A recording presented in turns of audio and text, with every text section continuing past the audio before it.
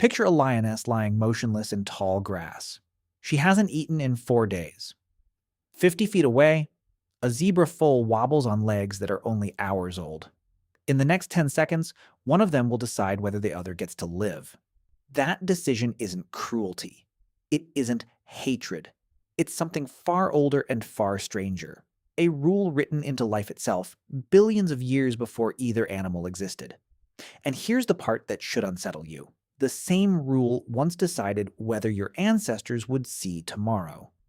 So why does life require death to continue? Why can't every creature simply eat plants, sunlight, air? The answer starts not with lions, but with something much smaller and much older. Imagine the ocean, nearly 4 billion years ago.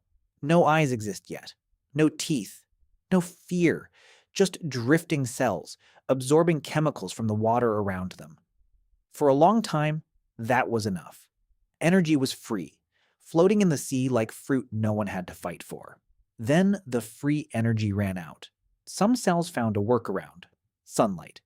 They learned to build their own food from light itself. But sunlight only reaches so deep and it only shines half the day. So something else happened. One cell swallowed another, not to communicate, not to cooperate, but to consume it.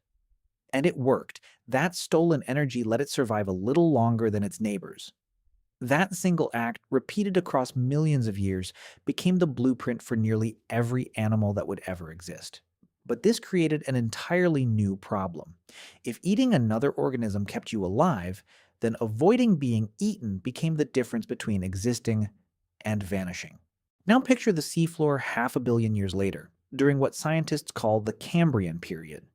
Suddenly, in a geological blink, the ocean fills with eyes. Not because seeing is pleasant, because seeing means you notice the shape moving toward you before it reaches you. Prey evolved shells. Predators evolved claws that could crack them. Prey evolved speed. Predators evolved to run faster still. Neither side was trying to win a war. They were just trying not to lose it. This is the part most people never think about. Every fang, every claw, every set of forward-facing eyes on a predator's face exists because something, somewhere, refused to die quietly. Killing isn't the starting point of evolution. Not dying is. But something strange happens once you look closely at who actually does the killing. Across the animal kingdom, true predators, animals that must kill other animals to survive, are rare. Most species on Earth eat plants, algae, or scraps left behind by others.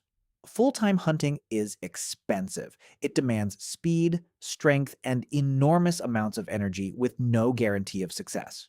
So predators aren't the rule of nature. They're the exception. A narrow, high-risk lifestyle that only pays off when an animal is built almost perfectly for the job. Which raises an unsettling question. What happens when a species without any of those built-in tools decides to become a predator anyway? Now imagine a different scene. Not a lion, not a shark. A small, upright primate on the African savanna roughly 2 million years ago with no claws, no fangs, no speed worth mentioning. By every predator's standard, this creature should not have survived a single generation. And yet evidence from ancient butchered animal bones, found scarred with cut marks made by stone tools, tells us these early humans were eating meat far larger than anything they could physically overpower alone. So how does a slow, clawless primate become a predator? Not through strength, through something else entirely. Something no lion, no shark, no Cambrian creature ever had. Picture a group of early humans standing over a carcass a lion abandoned mid-meal, driven off by numbers rather than muscle. One human breaks a stone against another, splitting off a blade-sharp edge. Within seconds, that stone does what claws took millions of years to evolve. This is the moment killing stopped being purely physical and became something closer to strategy. But a sharp rock alone doesn't explain how a defenseless primate consistently outcompeted lions and hyenas for the same meat. The real advantage came from something even stranger. Humans learned to kill together, coordinating in ways no single predator could match. A lion hunts as an individual weapon. Early humans hunted as a network, communicating, planning, surrounding. Anthropological evidence from surviving hunter-gatherer societies today still shows this same pattern.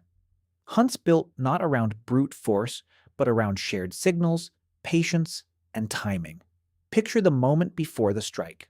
No roaring charge, no ambush from a single set of jaws. Instead, a dozen sets of eyes tracking a wounded animal for hours, sometimes days, taking turns, conserving energy, waiting for exhaustion to do what claws couldn't.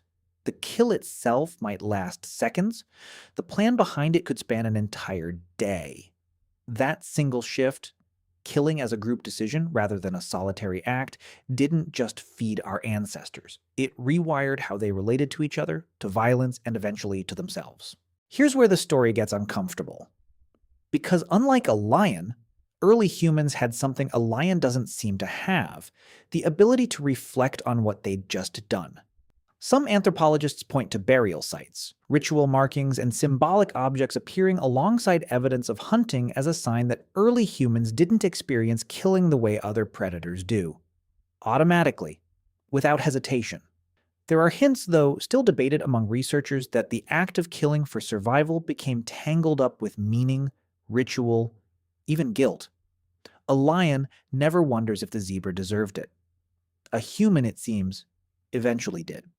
That difference between an instinct and a decision that could be questioned may be one of the oldest threads connecting ancient hunters to every moral argument you've ever had about right and wrong.